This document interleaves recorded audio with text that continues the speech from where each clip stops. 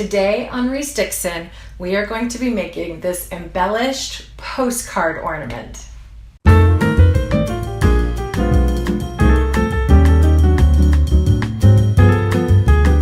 Hey everybody, it's Teresa with Reese Dixon, and I'm back today with another ornament tutorial for our vintage-inspired Home for the Holidays tree.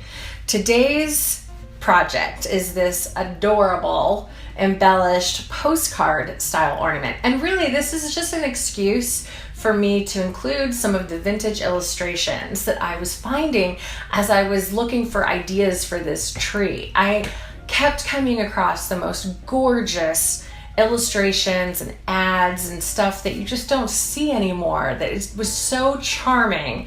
I knew I had to include it on the tree. And so this is how I just ordered a bunch of these postcards printed up, and then I got to work. So let me show you how simple this project is and how you can make it too.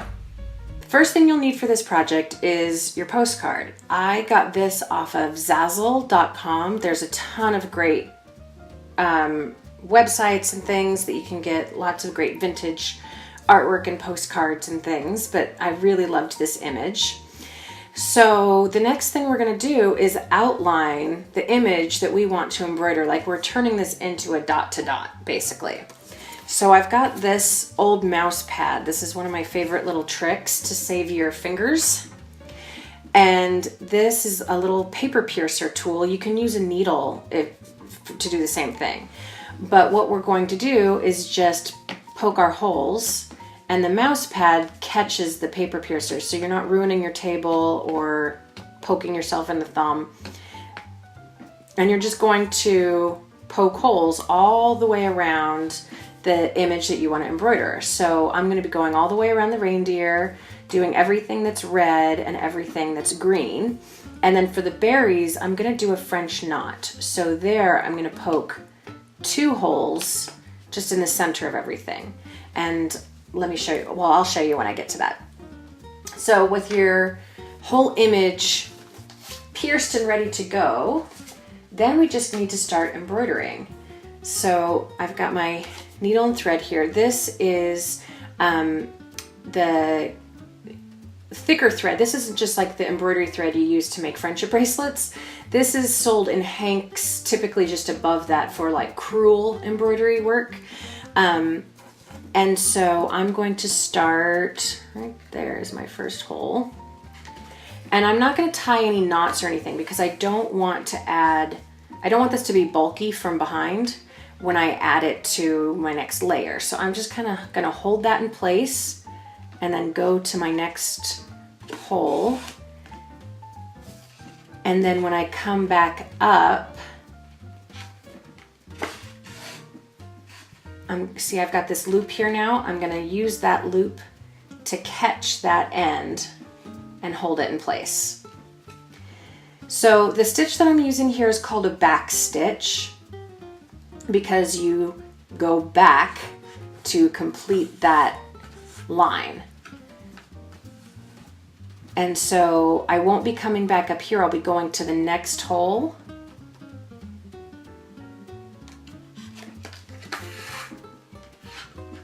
And then going backwards. Like so. So I'm gonna keep doing that all the way around, all my red and all my green. I'm just gonna keep right on going. So now it's time for the French knots. You can see I did some here on Santa's hat, and I've done a couple here on the wreath, and I've got one more to go. So the French knot is often considered a very challenging embroidery stitch, but it's really not. You just have to know the trick. So this is where we did the 2 dots, remember? So you'll come up through one of those dots, and you'll go back down through the other one. And in between, you're gonna wrap this thread around your needle a whole bunch of times. But the direction your needle points is what makes the difference in this stitch. So you want your needle, you want like the eye of your needle to be touching the postcard. So that like where the thread comes up, your needle's in that same direction with the top of your needle like touching where it came up. You know what I see, like Does that make it clear? It's one of those things, you do it once, you'll get it, but it's hard to describe. So then I'm going to wrap it around 3 or 4 times. The number of times you wrap it around will result in a bigger knot. And then start to pull that tight. And then I'm going to put my needle down into that second hole. And it's that flip that we did that's going to wrap the thread around itself and hold those loops in place. So now that I pull it all the way through, there you go. There's a French knot. So I have a little bit more red to do here, and then my stitching will be all done. So the stitching was the hardest part of this whole process. Now all we need to do is attach it to its fabric and add an ornament hanger, and we're done. So this is just some fleece. You can use wool or felt, anything that won't fray. And I cut it with a pinking shear to give it that pretty little zigzag edge that I really liked. It looks like an old-fashioned stamp or something. I liked how that looked with the postcard. So I'm gonna line up 2 pieces on top of each other. And I have this little piece of ribbon, and that's gonna get sandwiched in between the 2 layers, like so. And hold still. Ooh, oh, it's stuck to me. There we go. You can pin this if you want, but I find that once you get your fingers out of the way, it sticks pretty great. Okay, so then you'll put your stitched postcard on top, and you just want to make sure that you tuck in any loose edges of your embroidery thread that likes to sneak out the sides, and just kind of center that. Then you'll just stitch all the way around, making sure that you get the ornament hanger tags nice and secure, and that you try not to crush your little berries or get anything stuck. So I'm going to pull my machine over.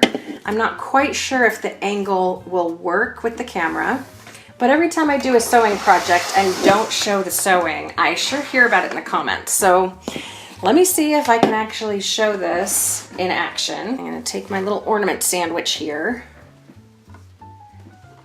and I'm going to start on the side with the hanger, just so that I don't have to try and keep a hold of everything any longer than I have to. You could zigzag if you'd like, but I think that there's so much going on that it's plenty to just do a straight stitch. So let me make sure I got everything adjusted here, and off we go.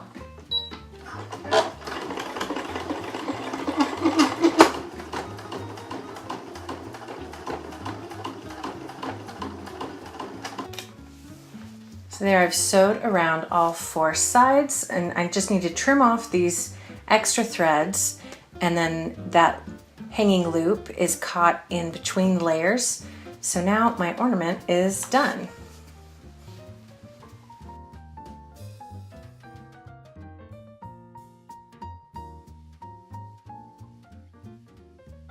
I really love how the embroidery sets off this image. I think it makes it so pretty and tactile, and really makes it look special. This was absolutely worth the work of hand stitching, and I just am obsessed with it.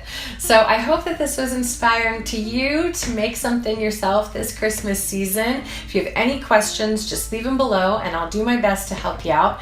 And be sure and subscribe so you can see the finished tree that this goes on, as well as so many more tutorials that I have for you before Christmas comes. So we'll see you next time. Bye-bye.